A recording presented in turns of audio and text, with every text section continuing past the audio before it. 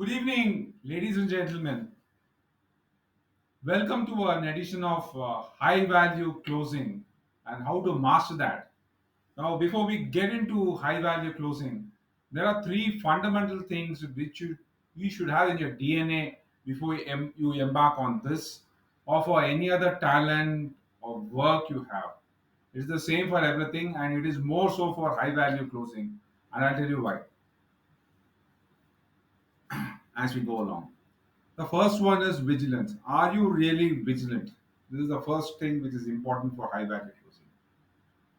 See, every day, whichever profession you do, whatever work you do, you will have many circumstances, small things which we either procrastinate, we don't act to change the circumstance. It could have gone differently if you had acted positive. That is very important. Why am I saying? Opportunities can come when you're least prepared.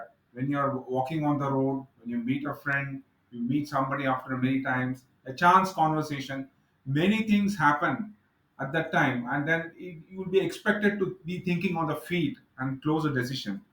That's very important. It is not that everything is set to my program or somebody else's program. There is a greater program or a greater will at force at play. So that will test you. So you need to be at your best at all times. So you have to be vigilant, otherwise, you are not a product to master circumstances. You master circumstances, you master high value closing. I'll give another example personally. Every day I maintain a log listing the list of things where really I've been vigilant and I've closed. I log it every day, make a summary of it. Every day it goes into an Excel, it goes into a month, it goes into a year. And then after a year, I see what are all the things which I have done. And I'm actually myself amazed, just did I do this? I mean, I'm myself surprised that I could do all these things. I don't want to give specific examples because it is unique for each one of you, because each one of you is unique. Number two is sincerity. I'll come to that at the last. And the last one is continuous effort. Your effort should be continuous, completely continuous. Otherwise, you will not leap into a new world. I'll give very two simple examples on this. One thing is if you are digging a well, you dig in the same place day after day after day after day, you will find water or oil or whatever it is. If you dig in one place and then another place and another place, your lifetime will run out and you will not find either of these things. This is at a very simple level. I'll give you at a huge level. You must have heard of Terry Fox, the man who had just one leg, and he made it his mission in life to walk the entire North America and collect funds for people suffering from cancer. And it was a huge success. There's a Terry Fox event added every year. He had one leg only, and he walked. He walked and walked and walked thousands and thousands of miles. It was a continuous effort, day in and day out. He had no. It took a quite a long period for people to really recognize his worth, and then funds started flowing. So he had this famous question which was asked: with two legs we can't do anything, but with how are you managing to go walk so big? I mean, so gigantic across the gigantic America. I mean, you have walked the entire thing. How is it? He said, I walk on the road. There is a lamppost. I try only till the next lamppost. Just one lamppost at a time. Just let me do it. Just let me do it. Just let me do it. And then he reaches a huge mile by the end of the day. The number of miles are covered. The same thing happens the next day and the next day.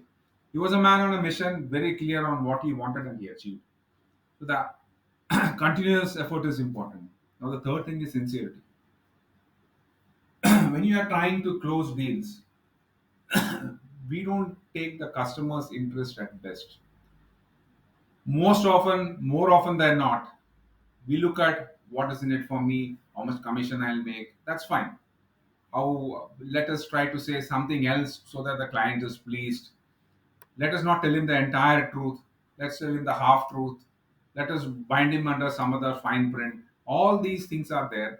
These are all hallmarks of insincerity. Another example is whenever customer says a proposal. we we actually pack it with a lot of lies. Lots of lies. We are the best in class. There's nobody like us. It's all nonsense. The best of us is yet to come, and we say we are the best in the whole world. We have to be very clear on that, very authentic. If we can't do and the customer says no, we take it at the face value, it's all right. We are still equipoised. We don't let that ruffle you. We will get the right thing.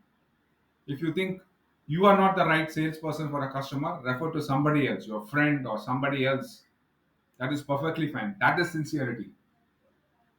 You really don't care at time. You give the right solution for your customer, not the solution which you think is right and then brainwash him to say it is right. That is sincerity. And unless you are vigilant and you do continuous effort, sincerity is not something which we get in one day. It takes years and years of effort to bring the complete sincerity. So once you have these three things, vigilance, sincerity, and continuous effort, the grace is there which will open all the doors for you. It's difficult but not impossible. I hope you all reap success in mastering high value closing with these principles. Thank you.